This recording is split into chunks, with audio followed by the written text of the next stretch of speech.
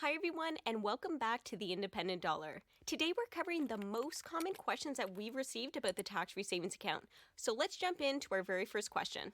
What is the additional amount that we can contribute this year, and how do you find out what your individual limit is? This year, we can contribute another $6,000 into our tax-free savings accounts, bringing the total cumulative limit to $75,500 if you've never made a deposit before and you've been eligible to own the account since they first started. For those of us that have a TFSA already, though, our individual limits can look a lot different. A simple formula to determine what your individual limit is looks like this. One of the factors in determining your limit is your age, because contribution room does not start accumulating until you turn 18. However, there are a few other important factors that not only determine whether or not you can own one, but what your personal limit actually is, and whether or not the account is still tax-free for you.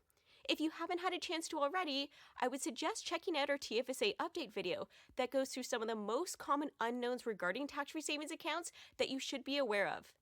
What if you made money on your investments inside of your tax-free savings account, though? Does that impact your contribution room? The short answer is no. Growth on your investments within the account does not impact your limit. Contribution room is impacted by what you put in and cannot be used up by investments growing within the account. As you can see here, even if you maxed out your account every year and your investments grew by, say, $10,000 last year, you can still deposit the full $6,000 this year. It doesn't impact your limit this year, nor did it count against you as an over-contribution last year.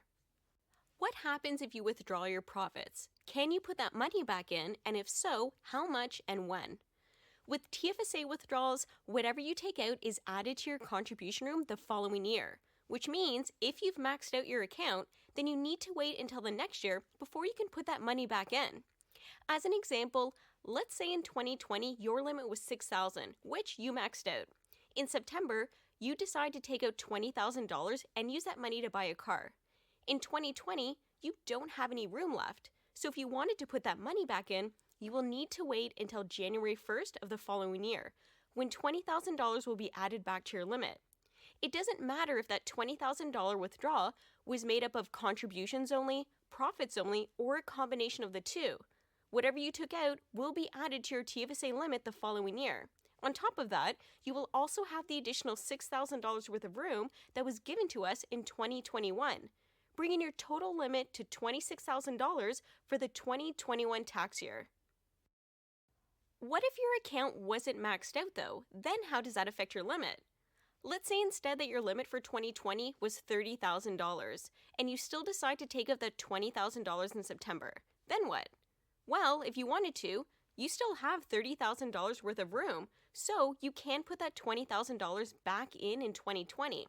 This will reduce your remaining room to $10,000 for that year. In 2021, though, you still get that room back. So in 2021, your limit would look like this. $10,000 that carries forward from 2020 that you didn't use, $6,000 of new room for the 2021 tax year, and $20,000 from your 2020 withdrawal, making your total limit in 2021 $36,000. What if you've been day trading in the account and your profits become substantial? Can you still take them out and then redeposit them the following year? Day trading within the TFSA is considered a business activity and would therefore not be tax-free or treated the same way as other deposits. Instead, CRA would view that type of activity as business activity, which means your gains and losses in the account should instead be taxed as business income and business losses. But how do you know whether or not your trades are considered day trading? Well, here are a few things that CRA looks for. How often you're trading and your intentions when you bought and sold your investments. For example, if your intention was to make a quick profit versus creating passive income, then it could be considered business income. Your knowledge of the stock market, how much time you spend researching the markets and the investments that you're purchasing, and the nature of those investments themselves. If the investments you're buying are highly speculative, then that could be considered business income. If you're not sure whether or not CRA would consider you a day trader, speaking to an accountant before you file your taxes might be a good idea. In 2013, an individual went to court with CRA regarding stock transactions that he had claimed were capital gains and losses. Now, these trades weren't placed in TFSA, it was in a non-registered account. But had they been, the results would have been the exact same. Fully taxable business income. CRA actually went back and reassessed 6 years of his tax returns on his investments, each year with gains or losses all being around 20 or 30,000. So not even sizable accounts, which goes against the assumption that CRA only audits large investors. CRA ultimately won against this individual because the courts decided, based on his heavy trading activity, the amount of shares that he was purchasing and selling at one time, as well as the short length that they were being held, all contributed towards their conclusion that he was carrying on business activity. And this decision was made even though the individual was purchasing dividend-paying blue-chip stock, so they weren't even purchasing speculative high-risk companies.